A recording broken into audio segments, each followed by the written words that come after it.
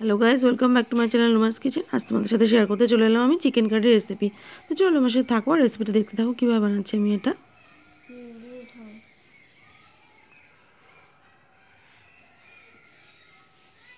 মোটামুটি এখানে 1 kilo chicken আমি ভালো করে ধুয়ে জল ঝরিয়ে রেখেছি। আর এখানে আগেই আমি কড়াইতে সরষের তেল গরম বসিয়ে আলুর টুকরোগুলোকে ভাজার জন্য দিয়ে দিয়েছিলাম।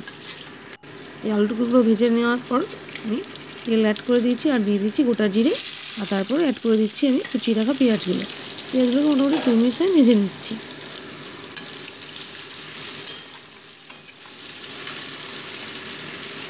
দেখো পেঁয়াজগুলো কিন্তু ভাজা আমার হয়ে এসছে। এবার অ্যাড করে দিচ্ছি আমি আদা রসুন বাটা। আর সম্পূর্ণ রান্নাটাই কিন্তু আমি বাটা মশলাতেই করছি। এই মোটামুটি আমি এটাকে 2 মিনিট ভেজে নিচ্ছি আদা রসুনটাকে, যাতে আদা রসুনের যাতে একটা কাঁচা গন্ধ না থাকে, তার জন্য রসুন বাটাটা কিন্তু আমি আগে দিয়ে ভেজে নিচ্ছি। দেখো গল্প করতে করতে আদা রসুনটা ভাজা আমার হয়ে গেছে। এবার আমি অ্যাড করে দিচ্ছি বেটে রাখা জিরে ধনে। একদম অল্প মশলা এটা রান্না করছি আমি। এটাকেও আমি মোটামুটি 2 মিনিট ভেজে নিচ্ছি। দেখো মশলাটা কিন্তু ভাজা হয়ে এসছে প্রায়। এবার আমি বেটে রাখা লঙ্কাটা এর মধ্যে অ্যাড করে দিচ্ছি। এখানে আমি কাঁচা পাকা লঙ্কা বেটে দিয়েছি। দিয়ে মোটামুটি এটাকেও আমি 2 মিনিট ভেজে দিচ্ছি। সামান্য একটু জল দিয়ে দিলাম যাতে মশলাটা নিচে লেগে না যায়।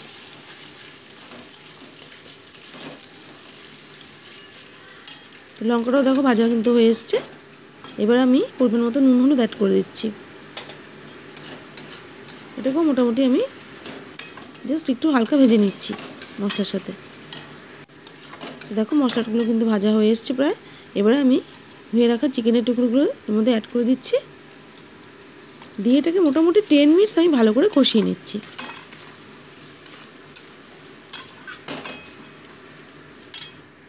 দেখো 10 মিনিটস কষানোর পর ফিরে এলাম। কষানো কিন্তু প্রায় আমার হয়ে এসছে। তার মধ্যে দিয়ে দিয়েছিলাম টমেটোর টুকরো আর সামান্য চিনি কিন্তু আমি মাঝখানে অ্যাড করে দিয়েছিলাম। এবার আমি ভেজে রাখা আলুর টুকরোগুলো এর মধ্যে অ্যাড করে দিচ্ছি। দিয়ে এটাকে মোটামুটি আরও 2 মিনিটস ভালো করে আমি কষিয়ে নিচ্ছি। দেখো কষানো কিন্তু আমার হয়ে এসছে।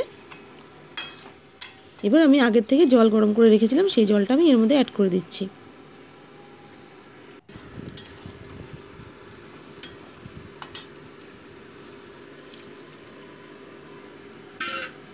এবার ঝোলের মধ্যে মাংসটাকে ভালো করে মিশিয়ে নিচ্ছি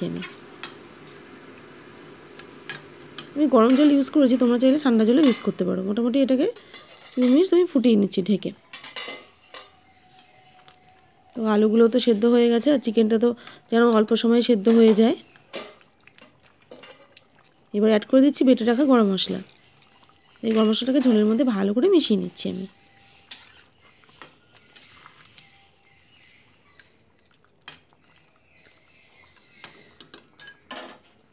তো দেখো মোটামুটি এটাকে আরও 5 মিনিটস আমি ফুটিয়ে নিয়েছিলাম।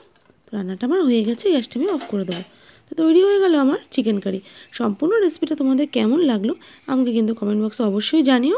আর অবশ্যই তোমরা এভাবে চিকেন কারি ট্রাই করে দেখো, কেমন লাগছে আমাকে কিন্তু অবশ্যই জানিও তোমরা।